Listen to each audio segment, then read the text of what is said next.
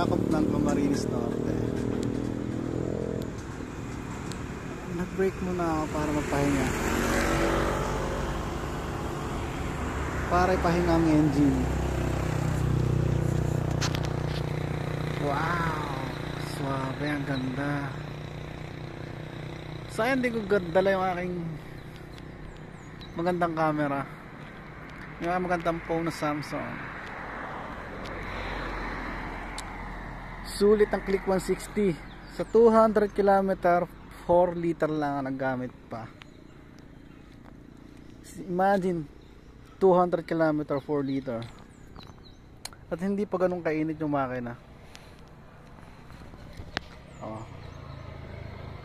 Unlike sa iba, sobrang tipid, sobrang bilis, kasi magaan siya. Ito lang tagang suspension sa huli ang pinaka-cons. Nakakaalang ang i-banking ng malalim at sa lubak, pangit talaga. Pero itong binili ko kasi plano ko ito pa double shock. Sulit, bilis, napaka smooth. Ay nako, diretso na ulit tayo.